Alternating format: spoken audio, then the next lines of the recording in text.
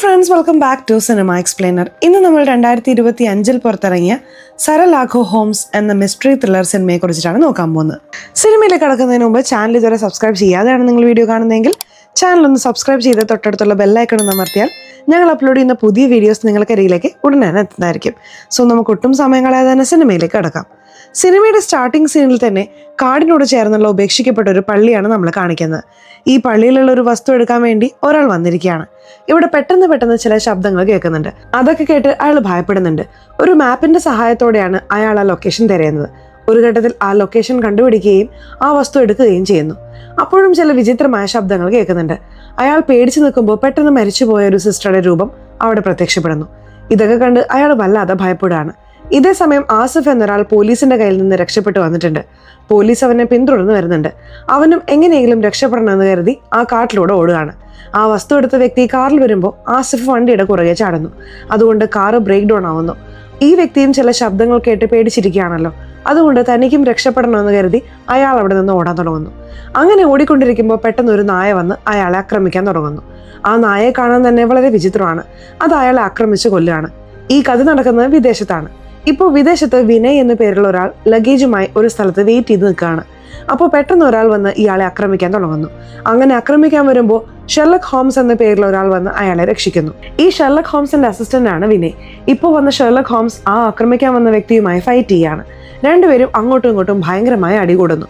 ശരിയായ സമയത്താണ് ഹീറോ വന്നത് എന്ന് വിനയ് ചിന്തിക്കുന്നു. ഒടുവിൽ ഹീറോ അയാളെ ലോക്ക് ചെയ്യുന്നു.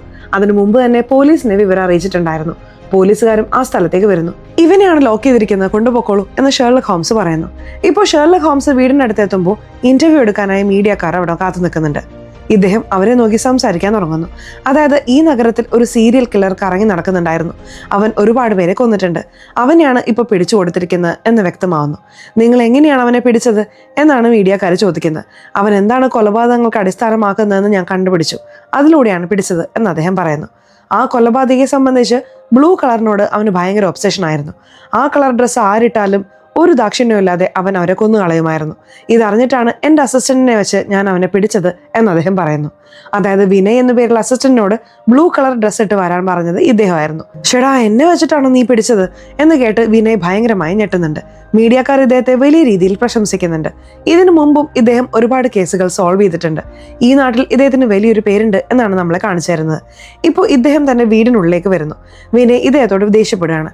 നിന്റെ കൂടെ അസിസ്റ്റന്റ് ആയി നിന്നാൽ എന്നെ വെച്ച് നീ പ്രതിയെ പിടിക്കോ? എനിക്ക് വല്ലതും പറ്റിയിരുന്നെങ്കിൽ എന്ത് ചെയ്യായിരുന്നു എന്നൊക്കെ ചോദിക്കുകയാണ്.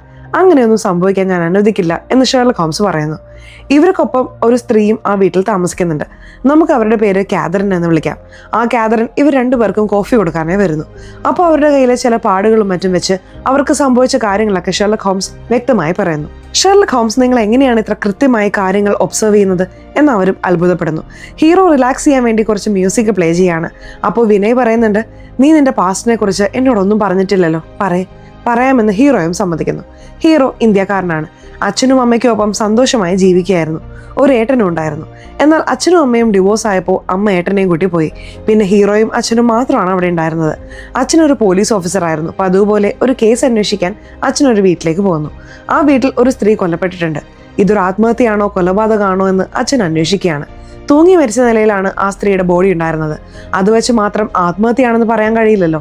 കൊലപാതകമാണോ എന്ന രീതിയിൽ അന്വേഷിക്കുമ്പോൾ അവിടെയുള്ള ഒരാൾ സംസാരിക്കുകയാണ്.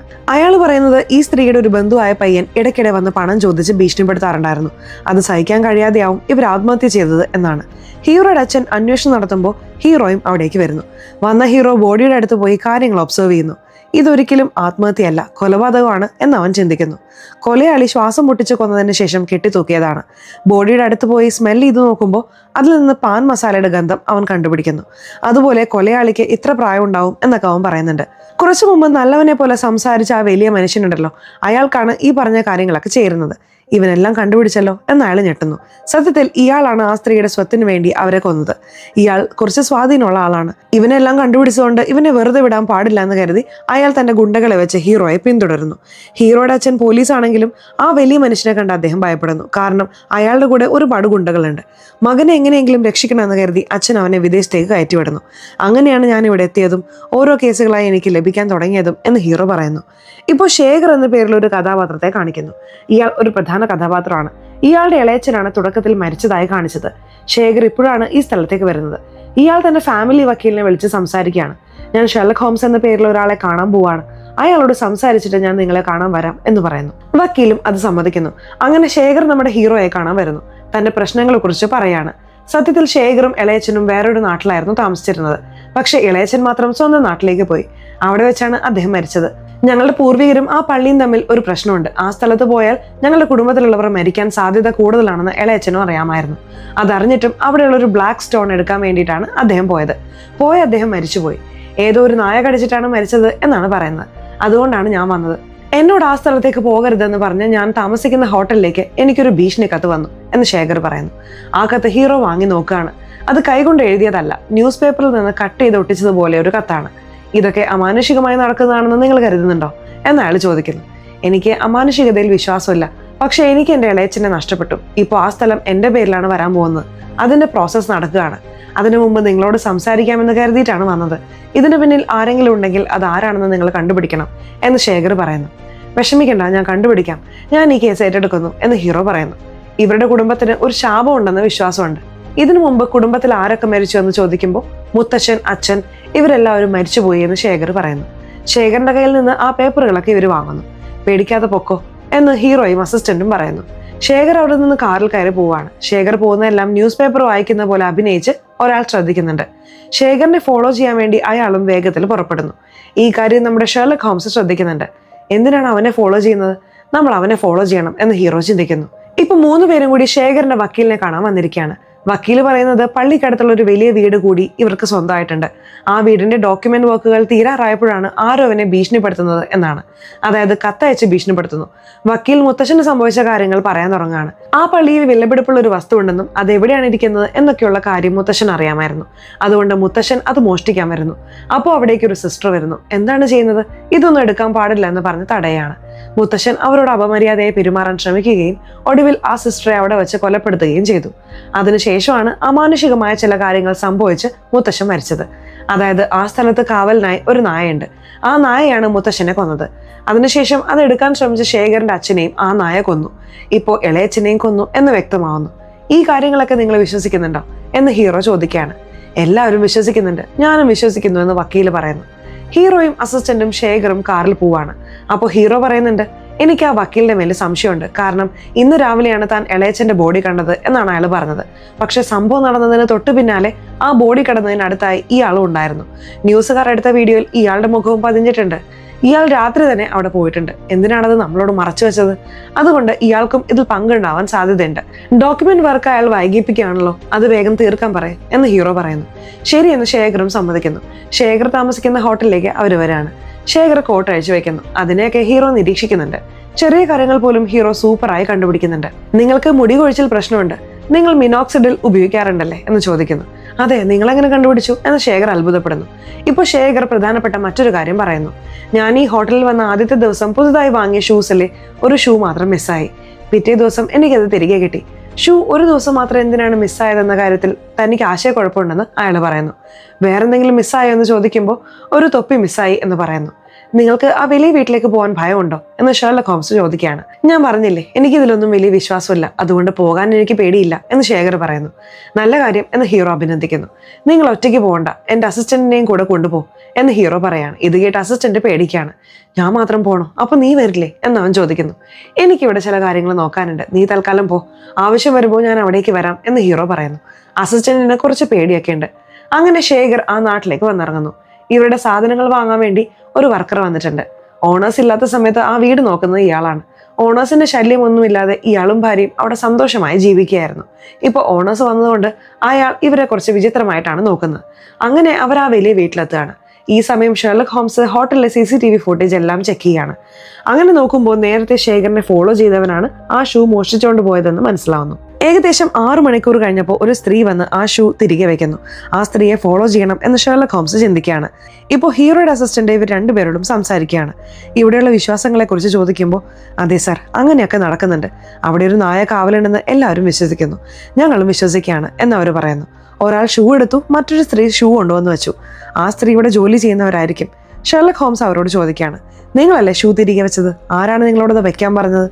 എനിക്കറിയില്ല, ഞാൻ യാദൃശ്ചികമായി ആ ഷൂ കണ്ടു, അതാണ് എടുത്തു വെച്ചത് എന്ന് അവർ പറയുന്നു. ഇവർ കള്ളം പറയാണെന്ന് ഷെർലക് ഹോംസിന് കൃത്യമായി മനസ്സിലാവുന്നു. ഈ ലേഡിയെ ഫോളോ ചെയ്യണം എന്ന് അദ്ദേഹം തീരുമാനിക്കുന്നു. ഇപ്പോൾ ഹീറോയുടെ അസിസ്റ്റന്റ് ആ ജോലിക്കാരനോട് സംസാരിക്കുകയാണ്. ഇളയച്ചന് ആ സ്ഥലത്ത് പോകരുതെന്ന് അറിയാമായിരുന്നിട്ടും എന്തിനാണ് പോയത് എന്ന് ചോദിക്കുകയാണ്. അപ്പോൾ വർക്കർ ചില കാര്യങ്ങൾ പറയുന്നു. അദ്ദേഹത്തിന് ഭയങ്കര സാമ്പത്തിക ബുദ്ധിമുട്ടുണ്ടായിരുന്നു, ഭയങ്കര ടെൻഷനിലായിരുന്നു, അതുകൊണ്ടായിരിക്കാം ആ റിസ്ക് എടുത്ത് അവിടെ പോയത് എന്ന് അയാൾ പറയുന്നു. പാവം, പോയ അദ്ദേഹം മരിച്ചു പോയല്ലോ എന്നൊക്കെ അയാൾ പറയുന്നു. ഇപ്പോൾ ഹീറോ ആ ഹോട്ടലിലെ ഡസ്റ്റ്ബിൻ ചെക്ക് ചെയ്യുന്നു. ഷൂ കൊണ്ടുപോയവൻ ആ കവറിലാവും കൊണ്ടുപോയത്. ജോലി കഴിഞ്ഞ് പോകുന്ന ആ സ്ത്രീയോട് സംസാരിക്കാനായി ഹീറോ പോകുമ്പോൾ ഷൂ എടുത്തവൻ വന്ന് ഹീറോയെ അറ്റാക്ക് ചെയ്യുന്നു. ഹീറോ അവനെ തടഞ്ഞു നിർത്തി ഫൈറ്റ് ചെയ്യുന്നു. അവനെ എങ്ങനെയെങ്കിലും പിടിച്ച് ചോദ്യം ചെയ്യണം എന്ന് കരുതുകയാണ്. എന്നാൽ അവൻ ഹീറോയെ തള്ളിയിട്ടിട്ട് അവിടെ നിന്നും രക്ഷപ്പെടുന്നു. ഹീറോയ്ക്ക് ചെറിയ പരിക്കേൽക്കുന്നുണ്ട്. ഹീറോ അസിസ്റ്റന്റിനെ വിളിച്ച് അവിടെ എന്തൊക്കെ അറിഞ്ഞു എന്ന് ചോദിക്കുകയാണ്. അസിസ്റ്റന്റ് താൻ അന്വേഷിച്ച വിവരങ്ങളൊക്കെ പറയുന്നു. ശരി, നാളെ രാവിലെ ആ കാട്ടിൽ പോയി എന്തെങ്കിലും കാൽപ്പാടുകളുണ്ടോ എന്ന് നീയും ശേഖറും ചേർന്ന് നോക്കണം എന്ന് ഹീറോ പറയുന്നു. പിറ്റേ ദിവസം രാവിലെ ശേഖറും ഹീറോയുടെ അസിസ്റ്റന്റും ആ കാട്ടിലേക്ക് വരുന്നു. പകലിൽ കാട്ടിൽ പോകുന്നത് പ്രശ്നമല്ല, രണ്ടുപേരും ചേർന്ന് കാൽപ്പാടുകളുണ്ടോ എന്ന് നോക്കുകയാണ്. ചിലയിടങ്ങളിൽ കാൽപ്പാടുകൾ കാണുന്നുണ്ട്. അതിന്റെ ഫോട്ടോ എടുത്ത് ഹീറോയ്ക്ക് അയക്കുന്നു. ഹീറോ ഇപ്പോൾ എവിടെയാണെന്ന് വെച്ചാൽ ആ വക്കീലിനെ ഫോളോ ചെയ്യാണ്. ആ വക്കീലിന്റെ മേൽ ഹീറോയ്ക്ക് സംശയമുണ്ട്. അയാൾ എവിടെയൊക്കെ പോകുന്നു എന്നത് ഹീറോ രഹസ്യമായി നിരീക്ഷിക്കുന്നു. സീൻ കട്ട് ചെയ്ത് വീണ്ടും കാടാണ് കാണിക്കുന്നത്. ഇവർ അന്വേഷണം നടത്തുമ്പോൾ വരുൺ എന്ന പേരുള്ള ഒരാൾ അവിടേക്ക് വരുന്നുണ്ട്. ഓഹോ, നിങ്ങളാണോ ശേഖർ? വീട് അടുത്താണ്. നിങ്ങളുടെ ഇളയച്ചൻ ചുരുങ്ങിയ ദിവസം കൊണ്ട് തന്നെ എന്നോട് നല്ല സൗഹൃദത്തിലായിരുന്നു എന്നയാൾ പറയുന്നു. ഇവർ ഇളയച്ചനെ കുറിച്ച് ഒരുപാട് കാര്യങ്ങൾ ചോദിക്കുന്നുണ്ട്. നിങ്ങളുടെ ഇളയച്ചനെ കുറിച്ച് സാമ്പത്തിക ബുദ്ധിമുട്ടുകൾ ഉണ്ടായിരുന്നു, എന്നോട് പണം വേണമെന്ന് ചോദിച്ചിരുന്നു, പക്ഷെ അത്രയും പണം എൻ്റെ കയ്യിലില്ല എന്ന് ഞാൻ പറഞ്ഞു എന്ന് വരുൺ പറയാണ്. ചുരുക്കത്തിൽ സാമ്പത്തിക ബുദ്ധിമുട്ട് കാരണമാണ് ഇളയച്ചൻ ഈ സാഹസത്തിന് മുതിർന്നതെന്നും മരിച്ചതെന്നും ഇവർക്ക് മനസ്സിലാവുന്നു. ഇപ്പോൾ ഷെർലക് ഹോംസ് ഒരു ലൈബ്രറിയിൽ പോയി കുറെ ബുക്കുകൾ വായിക്കുകയാണ്. സമയം കഴിഞ്ഞു പോകാൻ ലൈബ്രറിയും പറയാണ്. പോകാൻ തുടങ്ങുമ്പോൾ പ്രധാനപ്പെട്ട ഒരു കാര്യം ഹീറോ കാണുന്നു. അത് കണ്ട് അദ്ദേഹം എന്തോ ചിന്തിക്കുകയാണ്. വൈകുന്നേരം തന്റെ വീട്ടിലേക്ക് വരാൻ വരുൺ ഇവരെ ക്ഷണിച്ചിട്ടുണ്ടായിരുന്നു. രാത്രി ഇവർ രണ്ടുപേരും വരുണിന്റെ വീട്ടിലേക്ക് വരുന്നു. വരുണുമായി സംസാരിച്ചുകൊണ്ടിരിക്കുമ്പോൾ പ്രിയ എന്ന പേരിൽ ഒരാൾ വരുന്നു. വരുണിന്റെ അനിയത്തിയാണ് പ്രിയ. പ്രിയ ഇവരോട് സംസാരിക്കുകയാണ്. ഓഹോ, നിങ്ങളാണോ ഷെർലക് ഹോംസിന്റെ അസിസ്റ്റന്റ് എന്നൊക്കെ അവൾ ചോദിക്കുന്നുണ്ട്. സംസാരിച്ച് തുടങ്ങുമ്പോൾ തന്നെ ശേഖറിന് ആ കുട്ടിയെ ഇഷ്ടപ്പെടുന്നു. അവളോട് ചിരിച്ചൊക്കെ സംസാരിക്കുന്നുണ്ട്. തിരികെ പോകുമ്പോൾ അവരെ യാത്രയാക്കാൻ എല്ലാവരും പുറത്തേക്ക് വരുന്നു. അപ്പോഴാണ് മാനസിക നില തെറ്റിയതുപോലുള്ള ഒരു പ്രായമുള്ള മനുഷ്യൻ അവിടേക്ക് വരുന്നത്. എന്തൊക്കെയോ പൊലമ്പിക്കൊണ്ട് അയാൾ ഇവരുടെ ദേഹത്തേക്ക് വീഴുന്നു. എല്ലാവരും അയാളെ തള്ളി മാറ്റാണ്. ഒരു ഘട്ടത്തിൽ ആ മനുഷ്യൻ അവിടെ നിന്ന് പോവാണ്. ശരി, ഞങ്ങൾ ഇറങ്ങുകയാണെന്ന് പറഞ്ഞ് ശേഖറും അസിസ്റ്റന്റും പോകുന്നു. രാത്രി അസിസ്റ്റന്റ് ഉറങ്ങാൻ കിടക്കുമ്പോൾ വിചിത്രമായൊരു ശബ്ദം കേൾക്കാണ്. പെട്ടെന്ന് എഴുന്നേറ്റ് നോക്കുകയാണ്. എന്തോ കുഴപ്പമുണ്ടല്ലോ എന്ന് കരുതി റൂമിന് പുറത്തേക്ക് വരുമ്പോൾ ശേഖറും അവിടെ നിൽക്കുന്നുണ്ട്. ശേഖറും ആ ശബ്ദം കേട്ടിരുന്നു. വീടിന് പുറത്ത് കാട്ടിൽ നിന്നാണ് ശബ്ദം കേൾക്കുന്നത്. ടോർച്ചുമായാണ് ഇരുവരും പോകുന്നത്. പിരിഞ്ഞ് രണ്ടു വഴിക്കായി അവർ തിരയാണ്. അസിസ്റ്റന്റ് പോകുന്ന വഴിയിൽ നേരത്തെ കണ്ട ആ മാനസിക രോഗിയായ വലിയ മനുഷ്യൻ ചിരിച്ചുകൊണ്ട് വരുന്നുണ്ട്. എന്നെ ഒന്നും ചെയ്യല്ലേ എന്ന് അസിസ്റ്റന്റ് പേടിക്കുന്നുണ്ട്. അപ്പോൾ അതാരാണെന്ന് റിവീൽ ചെയ്യുന്നു. അത് ഷെർലക് ഹോംസ് ആണ്. അങ്ങനെ ഒരു വേഷത്തിൽ വന്നതാണ് അദ്ദേഹം. നീയായിരുന്നോ? ഞാൻ പേടിച്ചു പോയി എന്ന് അസിസ്റ്റന്റ് പറയുന്നു. തനിക്ക് ആരുടെയൊക്കെ മേലാണ് സംശയമുള്ളത് എന്ന് ഹീറോ പറയാണ്. വക്കീലിന് സംശയമുണ്ട്. സ്വത്ത് തട്ടിയെടുക്കാൻ വക്കീലും ഇതിൽ പങ്കാളിയാകാം. ശേഖറിന്റെ മേലും സംശയമുണ്ട്. കാരണം ഇളയച്ചൻ മരിച്ചുകൊണ്ട് ഇനി സ്വത്ത് മുഴുവൻ അവന് കിട്ടുമല്ലോ. ഇതിനു പുറമെ ആ ജോലിക്കാർക്ക് മേലും സംശയമുണ്ട്. ഇത്രയും കാലം അനുഭവിച്ച സ്വത്ത് വേറൊരാൾക്ക് കിട്ടാൻ പോകുന്നതിന്റെ ദേഷ്യത്തിൽ അവരും ഇത് പ്ലാൻ ചെയ്യാം എന്ന് പറയുന്നു. ഇങ്ങനെയൊക്കെ സംസാരിച്ചുകൊണ്ടിരിക്കുമ്പോൾ നായ കടിക്കുന്ന ശബ്ദം കേൾക്കുന്നുണ്ട്. ശേഖറിന് എന്തോ ഒരു അപകടം പറ്റി എന്ന് കരുതി ഇരുവരും ശബ്ദം കേട്ട ഭാഗത്തേക്ക് ഓടുന്നു. നായ ഒരാളെ കടിച്ചു കൊന്നിട്ടുണ്ട്. പോയി നോക്കുമ്പോൾ അത് ശേഖറല്ല, വേറെ ആരുമാണ്. എന്നാൽ ശേഖറിന്റെ കോട്ട് അവിടെ കിടപ്പുണ്ട്. വേറെ ഒരാളാണല്ലോ ശേഖറിന്റെ കോട്ടിട്ടിരിക്കുന്നത് എന്ന് അവർ ചിന്തിക്കുകയാണ്. അപ്പോൾ ശേഖർ വേറൊരു ഭാഗത്ത് നിന്ന് അവിടേക്ക് വരുന്നു. ഈ സംഭവങ്ങളെല്ലാം വക്കീൽ ഒരു മരത്തിന് പിന്നിൽ നിന്ന് ശ്രദ്ധിക്കുന്നുണ്ടായിരുന്നു. അയാൾ എങ്ങനെ ഇവിടെ വന്നു എന്ന് ആർക്കും അറിയില്ല. മരിച്ചു കിടക്കുന്നത് ആസിഫ് എന്നൊരാളാണെന്ന് ഹീറോ പറയുന്നു. അതായത് തുടക്കത്തിൽ ജയിലിൽ നിന്ന് ചാടിയവൻ. അവൻ മറ്റാരുമല്ല, ആ ജോലിക്കാരിയുടെ അനിയനായിരുന്നു. അവനെ അവർ ആ വീട്ടിൽ ഒളിപ്പിച്ച് താമസിപ്പിക്കുകയായിരുന്നു. ഇനി ഇവിടെ നിൽക്കാൻ പറ്റില്ല എന്ന് പറഞ്ഞ് തണുപ്പകറ്റാൻ ഒരു കോട്ടും കൊടുത്ത് അവരവനെ പറഞ്ഞു വിട്ടതാണ്. അതാണ് സംഭവിച്ചത്. തന്റെ അനിയൻ മരിച്ചു പോയല്ലോ എന്നോർത്ത് ആ ലേഡി സങ്കടപ്പെടുകയാണ്. സത്യത്തിൽ ഇത് ശേഖറിന് വെച്ച കുരുക്കാണ്. ശേഖർ രക്ഷപ്പെട്ടു, ഇവൻ മരിച്ചു എന്ന് ഷെർലക് ഹോംസ് പറയാണ്. താൻ പുസ്തകത്തിൽ കണ്ടുപിടിച്ച കാര്യം അദ്ദേഹം പറയുന്നു. ഒരു പ്രത്യേകതരം നായയെക്കുറിച്ചാണത്. ഒരാളുടെ ഗന്ധം വെച്ച് ട്രാക്ക് ചെയ്ത് ആക്രമിക്കാൻ പരിശീലനം ലഭിച്ച നായയാണിത്. ആരോ കൃത്യമായി പ്ലാൻ ചെയ്തതാണ് ഇതൊക്കെ എന്ന് അദ്ദേഹം പറയുന്നു. അപ്പോഴാണ് വക്കീൽ അവിടേക്ക് വരുന്നത്. വക്കീൽ സംഭവം നടക്കുമ്പോൾ അവിടെ തന്നെ ഉണ്ടായിരുന്നുവെങ്കിലും ഒളിച്ചു നിൽക്കുകയായിരുന്നു. എന്നാൽ ഇപ്പോൾ പുതുതായി വന്നതുപോലെയാണ് അയാൾ അഭിനയിക്കുന്നത്. പക്ഷേ ഹീറോ അത് കണ്ടുപിടിച്ച് അസിസ്റ്റന്റിനോട് പറയുന്നു. കാരണം വക്കീലിന്റെ കോട്ടിലും കാലിലും കാട്ടിലെ ആ പ്രത്യേകതരം മണ്ണ് പറ്റിയിരിപ്പുണ്ടായിരുന്നു. ഇപ്പോൾ പ്രിയ ശേഖറിനോട് സംസാരിക്കാനായി കാട്ടിലേക്ക് വരികയാണ്. ഇനി ഇവിടെ നിൽക്കരുത്, നിങ്ങളുടെ ജീവൻ അപകടമാണ്, തിരികെ പോ എന്നവള് പറയാണ്. എന്നാൽ ശേഖറിന് വലിയ പേടിയൊന്നുമില്ല.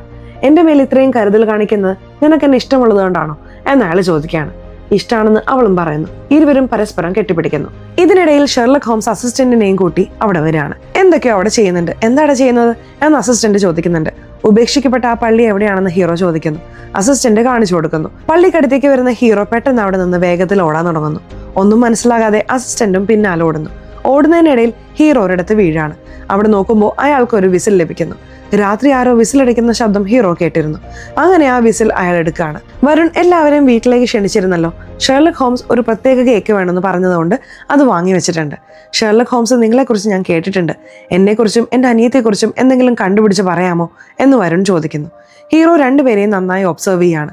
പ്രിയയെക്കുറിച്ച് ഹീറോ പറയുന്നുണ്ട്, ഇവർ വിവാഹിതയാണ്. എന്നാൽ വിവാഹ ജീവിതം ശരിയായിട്ടില്ല. ഇപ്പോൾ ഡിവോഴ്സ് ആയിരിക്കുകയാണ്. ഇത് കേട്ട് ശേഖർ ഞെട്ടിപ്പോവാണ്. കാരണം ശേഖറിന് ഇതൊന്നും അറിയില്ലായിരുന്നു. അവൾ പറഞ്ഞതുമില്ല. വരുൺ ഹീറോയെ അഭിനന്ദിക്കുന്നു. വരുൺ കഥകൾ എഴുതാറുണ്ട്. തന്റെ കഥ വായിച്ച് അഭിപ്രായം പറയാമോ എന്ന് ചോദിക്കുകയാണ്. ഹീറോ ആ കഥ വാങ്ങാണ്. ഇനി എന്തെങ്കിലും എഴുതിയാൽ സോഫ്റ്റ് കോപ്പി അയക്കരുത്, ഹാർഡ് കോപ്പി തന്നെ അയക്കണം എന്ന് ഹീറോ പറയുന്നു. വരുൺ സമ്മതിക്കുകയാണ്. എല്ലാവരും പോകാനിറങ്ങുമ്പോൾ ഞാൻ കാര്യങ്ങൾ മറച്ചു വെച്ചതിന് എന്നോട് ദേഷ്യമുണ്ടോ എന്നർത്ഥത്തിൽ പ്രിയ ശേഖരനെ നോക്കുന്നു. യാതൊരു ദേഷ്യവുമില്ല എന്ന് ശേഖറും നോട്ടത്തിലൂടെ മറുപടി നൽകുന്നു. അവർ തിരികെ വീട്ടിലെത്തുകയാണ്. ഷെർലക് ഹോംസ് പറയുന്നുണ്ട്, ഇനി നിങ്ങൾക്ക് ഒരു പ്രശ്നവുമില്ല, നായൊന്നുമില്ല, നിങ്ങൾക്ക് ധൈര്യമായി ഇവിടെ നിൽക്കാം. ഞാനും അസിസ്റ്റന്റും തിരികെ പോവാണ്. ഇവർ പോകുന്നു എന്നറിഞ്ഞപ്പോൾ ജോലിക്കാരനും വക്കീലിനും സന്തോഷമാവുന്നുണ്ട്. ഹീറോയെയും അസിസ്റ്റന്റിനെയും ട്രെയിൻ കയറ്റി വിടാൻ ശേഖർ വരികയാണ്. അവരെ ട്രെയിൻ കയറ്റി വിടുകയാണ്. എല്ലാ കേസുകളും നീ സോൾവ് ചെയ്യാറുണ്ടല്ലോ, പിന്നെ എന്തിനാണ് ഈ കേസ് പാതി വഴിയിൽ ഉപേക്ഷിച്ച് പോകുന്നത് എന്ന് അസിസ്റ്റന്റ് ചോദിക്കുന്നു. അതിന് കാരണമുണ്ട് എന്ന് ഹീറോ പറയുന്നു. അപ്പോഴാണ് ശേഖറിനെ ഫോളോ ചെയ്തുകൊണ്ടിരിക്കുന്ന ആ വ്യക്തി ഇവരെ ആക്രമിക്കാൻ വരുന്നത്. ഹീറോ അവനെ അടിച്ചിടുന്നു. എന്നിട്ട് നമ്മൾക്ക് തിരികെ ആ നാട്ടിലേക്ക് തന്നെ പോകണം എന്ന് പറഞ്ഞ് അവരവിടെ നിന്ന് ഇറങ്ങി യാത്ര തിരിക്കുന്നു. ഇപ്പോൾ ശേഖർ വരുണിന്റെ വീട്ടിലേക്ക് വന്നിരിക്കുകയാണ്. വക്കീലും അവിടെയുണ്ട്. വക്കീൽ ഡോക്യുമെന്റ് വർക്ക് വൈകിപ്പിക്കുകയാണ്. എത്രയും പെട്ടെന്ന് അത് തീർക്കണം എന്ന് ശേഖർ പറയുന്നുണ്ട്. ഏതാണ്ട് തീർന്നു, കുറച്ച് ദിവസങ്ങൾക്കുള്ളിൽ ഈ സ്വത്ത് മുഴുവൻ നിങ്ങൾക്ക് കിട്ടും എന്ന് വക്കീൽ പറയുന്നു. വരുൺ പോകാൻ നേരം പ്രിയ ശേഖറിനോട് സോറി പറയുന്നുണ്ട്. സോറി പറയേണ്ട കാര്യമില്ല, എനിക്ക് നിന്നെ ഇപ്പോഴും ഇഷ്ടമാണ് എന്ന് ശേഖർ പറയുന്നു. അവരെ കെട്ടിപ്പിടിക്കുകയാണ്. ശേഷം ശേഖർ പോകാൻ തുടങ്ങുന്നു. ഹീറോയും അസിസ്റ്റന്റും തിരികെ കാറിൽ വന്നുകൊണ്ടിരിക്കുകയാണ്. അപ്പോൾ അസിസ്റ്റന്റ് ഏതോ പെൺകുട്ടിയോട് ചാറ്റ് ചെയ്യുന്നുണ്ട്. അത് കാണാതെ തന്നെ ഹീറോ പറയുന്നുണ്ട്, ആ പെൺകുട്ടിക്ക് നിന്നോട് യാതൊരു താല്പര്യമില്ല, അവൾക്ക് പഠിക്കാൻ ചില മെറ്റീരിയൽസ് വേണം, അത് നിന്നിൽ നിന്ന് കിട്ടാൻ വേണ്ടിയിട്ടാണ് അവൾ സംസാരിക്കുന്നത്. ഹേയ്, അതൊന്നുമല്ല എന്ന് പറഞ്ഞ അസിസ്റ്റന്റ് വീണ്ടും ചാറ്റ് ചെയ്യുന്നു. വക്കീലും ശേഖറും പുറത്തേക്ക് വരാണ്. വക്കീൽ കാറിൽ പോവാണ്. ശേഖർ നടന്നു പോകാൻ തുടങ്ങുമ്പോൾ ഞാൻ കാറിൽ കൊണ്ടുവിടാം എന്ന് വരുൺ പറയുന്നു. എന്നാൽ കാറ് സ്റ്റാർട്ട് ആവുന്നില്ല. കുഴപ്പമില്ല, വീടടുത്തല്ലേ, ഞാൻ നടന്നോളാം എന്ന് പറഞ്ഞ് ശേഖർ ടോർച്ചുമായി നടന്നു പോകുന്നു. ഇരുട്ടിലൂടെ നടക്കുമ്പോൾ പെട്ടെന്ന് ആ നായ ശേഖറിനെ ആക്രമിക്കാൻ വരുന്നു. പേടിച്ച് എങ്ങോട്ടേക്ക് പോകണമെന്നറിയാതെ ശേഖർ ഓടുകയാണ്. അപ്പോഴാണ് ഹീറോയും അസിസ്റ്റന്റും അവിടേക്ക് വരുന്നത്. ഹീറോ നായയുടെ ശ്രദ്ധ തിരിക്കുകയാണ്. നായ ഹീറോയെ അറ്റാക്ക് ചെയ്യാൻ വരുന്നു. കയ്യിലുണ്ടായിരുന്ന ഒരു വസ്തു ഒരു റൂമിലേക്ക് ഹീറോ എറിയാണ്. നായ അതിനകത്തേക്ക് പോയതും ഹീറോ വേഗം വാതിലടച്ച് ലോക്ക് ചെയ്യുന്നു. ഇതൊക്കെ നടക്കുമ്പോൾ തോക്കുമായി ഒരാൾ അവിടേക്ക് വരുന്നുണ്ട്. അത് വരുണായിരുന്നു. വരുണാണ് ഇതെല്ലാം പ്ലാൻ ചെയ്തതെന്ന് നമുക്ക് വ്യക്തമാവുന്നു. വരുൺ തോക്ക് ചൂണ്ടി അവരെ ഭീഷണിപ്പെടുത്താണ്. എന്നാൽ ഹീറോ ഒരു സിഗ്നൽ കൊടുത്തതോടെ അവിടെ പോലീസുകാർ വന്ന് വരുണിനെ വളയുന്നു. ഇപ്പോഴാണ് യഥാർത്ഥത്തിൽ സംഭവിച്ച കാര്യങ്ങൾ നമ്മളെ കാണിക്കുന്നത്. ഇളയച്ചന് പണത്തിന് ആവശ്യമായിരുന്നത് സത്യമാണ്. എന്നാൽ അതിനുവേണ്ടി ജീവൻ പണയം വെച്ച് ആ വസ്തു എടുക്കാൻ അദ്ദേഹം തയ്യാറായിരുന്നില്ല. വരുണാണ് സംസാരിച്ച് അദ്ദേഹത്തിന്റെ മനസ്സ് മാറ്റിയത്. വരുണിന്റെ കയ്യിൽ ആ വസ്തു ഇരിക്കുന്ന സ്ഥലത്തിന്റെ മാപ്പ് ഉണ്ടായിരുന്നു. അത് ഇളയച്ചന് കൊടുത്ത് എടുക്കാൻ പറഞ്ഞു. അദ്ദേഹം സമർത്ഥമായി അതെടുത്തു. എന്നാൽ അദ്ദേഹം പുറത്തേക്ക് വരുമ്പോൾ ആക്രമിക്കാൻ വരുൺ പ്ലാൻ ചെയ്തിരുന്നു. ഇളയച്ചന്റെ ഗന്ധമുള്ള ഒരു വസ്തു നായയ്ക്ക് നൽകി അദ്ദേഹത്തെ ആക്രമിക്കാൻ അവൻ സെറ്റ് ചെയ്തു. നായ അദ്ദേഹത്തെ കൊന്നു. അദ്ദേഹം മരിച്ചപ്പോൾ കയ്യിലുണ്ടായിരുന്ന ആ ബ്ലാക്ക് സ്റ്റോൺ താഴെ വീണു. അത് വരുൺ എടുത്തു. ഇതിനു പുറമെ ഈ സ്ഥലവും സ്വന്തമാക്കണം എന്ന് വരുൺ കരുതി. അതിന് ശേഖർ അവിടെ വരാൻ പാടില്ല. വന്നാൽ ശേഖറിനെയും തീർക്കണം എന്ന് അവൻ പ്ലാൻ ചെയ്തിരുന്നു. പ്രിയയ്ക്കും അപകടം ഉണ്ടായേക്കാം എന്ന് ഹീറോ പറഞ്ഞതുകൊണ്ട് എല്ലാവരും വേഗം വരുണിന്റെ വീട്ടിലേക്ക് വരുന്നു. നോക്കുമ്പോൾ പ്രിയയെ അവിടെ കെട്ടിയിട്ടിരിക്കുകയാണ്. സത്യത്തിൽ പ്രിയ അവന്റെ സ്വന്തം അനിയത്തിയല്ല, ഒരു ദൂരബന്ധു മാത്രമാണ്. അവളെ സ്വന്തം അനിയത്തിയായി അഭിനയിപ്പിക്കുകയായിരുന്നു. അവരെ രക്ഷപ്പെടുത്തിയ ശേഷം ഹീറോ അവിടെ തിരയുമ്പോൾ കാണാതായി പോയ ശേഖറിനെ തുപ്പി അവിടെ നിന്ന് കണ്ടെത്തുന്നു. പോലീസ് കസ്റ്റഡിയിലുള്ള വരുണിന്റെ മുന്നിൽ വെച്ച് ഹീറോ അവന്റെ പ്ലാനുകൾ മുഴുവൻ വിശദീകരിക്കുന്നു. ശേഖറിനെ ഒരാൾ ഫോളോ ചെയ്തിരുന്നല്ലോ, അവനാണ് ഗന്ധത്തിന് വേണ്ടി ശേഖറിന്റെ ഷൂ മോഷ്ടിച്ചത്. ഒരു കവറിലിട്ടിട്ടാണ് അത് കൊണ്ടുപോയത്. ആ കവറാണ് ഹീറോയ്ക്ക് ഡസ്റ്റ്ബിനിൽ നിന്ന് കിട്ടിയത്.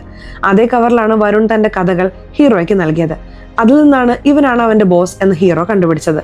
ശേഖർ ഉപയോഗിച്ച ഷൂ ആണെന്ന് കരുതിയിട്ടാണ് അവരത് മോഷ്ടിച്ചത്. എന്നാൽ അത് ഉപയോഗിക്കാത്ത പുതിയ ഷൂ ആയിരുന്നു. അതുകൊണ്ട് അത് ഉപകാരപ്പെട്ടില്ല എന്ന് മനസ്സിലാക്കി അവിടെ ജോലി ചെയ്യുന്ന സ്ത്രീയോട് അത് തിരികെ വെക്കാൻ പറഞ്ഞു.